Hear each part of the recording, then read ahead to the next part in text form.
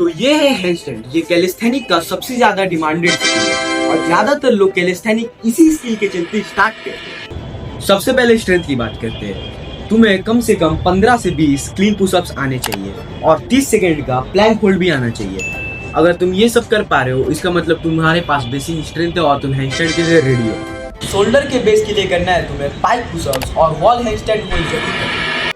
Handstand attempt करने से पहले तुम्हें रिस्ट और शोल्डर वार्म अप करना जरूरी है। रिस्ट वार्म अप के लिए आपको करना है रिस्ट सर्कल्स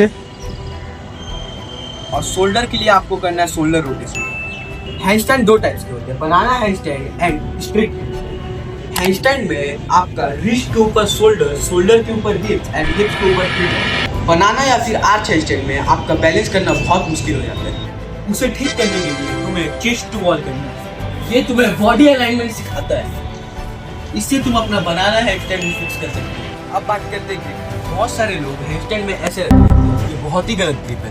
आपको सबसे पहले हैंड्स ओपन करना है और अपने फिंगर को इंगेज करना है और इस ग्रिप को स्पाइडर ग्रिप भी बोलते हैं। अब बात करते हैं बैलेंस की। जब तुम हैंडस्टैंड में इस साइड जाओगे तब तुम्हें फिंगर से प्रेस करना है और जब तुम इस साइड जाओगे तब तुम्हें पाम से प्रेस करना है। तब तुम अपने सेंटर ऑफ पॉइंट पे आ जाओ। मैं तुम्हें एक आसान तरीके से समझाऊंगा। जब तुम आगे की तरफ गिरोगे तब अपने टोस से प्रेस करो और जब पीछे की तरफ गिरोगे तो अपने हिल से प्रेस करो, तो तुम ऑटोमेटिक अपने एक पोजीशन में आ जाओगे। यही चीज हैंडस्टैंड में अप्लाई होता है।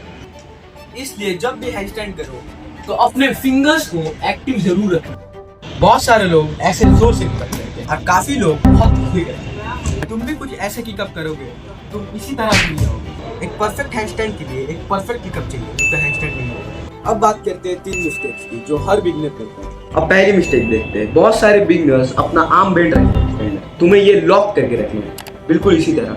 सेकंड मिस्टेक की बात करते हैं। बहुत सारे लोग जब हैंडस्टैंड करते हैं तो वो आगे की तरफ देखते हैं, लेकिन तुम्हें अपना हेड न्यूट्रल रखना है और ग्राउंड की तरफ देखना है। तीसरी मिस्टेक, बहुत सारे लोग जब हैंडस्टैंड करते हैं वो अपना शोल्डर्स रख ही नहीं करते, वो ऐसे रखते हैं। तुम्हें अपना शोल्डर्स रख करना है, इससे तुम्हारी स्टेबिलिटी बहुत ज्यादा इंप्रूव होती है। अगर तुम्हें भी हैंडस्टैंड में ऐसे नहीं गिरना है तो बेल जरूर सीखना। बहुत सारे लोग पूछते हैं बेल क्या होता है। ये होता है बेल। बेल सीखने के लिए आपको सबसे पहले एक वॉल की तरफ आना है, फिर आपको चेस्ट टू वॉल हैंडस्टैंड में जाना है, फिर आप यहाँ से सीख सकते हैं बेल कुछ ऐसे। इसे कार्टव्हील स्टेप भी बोलते हैं। अब देखते हैं बेल की स्टेप। सबसे पहले आपको चेस्ट टू वॉल की पोजीशन में आना है, फिर आपको अपने एक लेग से पुश करना है और फिर आपको अपना हैंड रोटेट करके कार्टव्हील के पोजीशन में गिर जाना है। तो आप भी सीख गए बेल। अगर तुम फास्ट प्रोग्रेशन चाहते हो तो ये रूटीन फॉलो करो। पहला एक्सरसाइज है वॉल हैंडस्टैंड। ये आपको 3 सेट्स करना है। अब दूसरी एक्सरसाइज की बात करते हैं, पाइप पुशअप्स।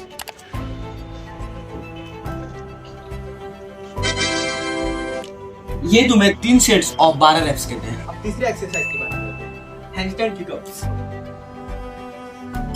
ये तुम्हें कम से कम 10 से 15 करनी है। अब चौथे एक्सरसाइज की बात करते हैं, फ्री स्टैंडिंग बैलेंस का प्रैक्टिस। ये तुम्हें कम से कम दिन में 15 मिनट करनी है। इस रूटीन को वीक में कम से कम 4 से 6 दिन ट्राई करना है। ये एक दिन में नहीं होगा लेकिन एक दिन जरूर होगा। याद रखो, हैंडस्टैंड एक स्ट्रेंथ स्किल नहीं, एक बैलेंस स्किल है। शुरू में तुम 100 बार भी गिर सकते हो, फिर एक दिन तुम कम से कम 1 सेकंड का होल्ड तो कर ही लोगे, फिर 5 सेकंड, फिर 10 सेकंड, फिर कुछ टाइम बाद 30 सेकंड का हैंडस्टैंड तुम्हारे लिए नॉर्मल हो जाएगा। अगर ये वीडियो हेल्पफुल लगी हो तो फॉलो करना भूलना मत, और अगर हैंडस्टैंड अनलॉक हो जाए तो कमेंट में हैंडस्टैंड जरूर लिखना और लाइक करना भी भूलना। और तुम्हें अगला वीडियो कौन से टॉपिक पे चाहिए कमेंट करके जरूर बताना।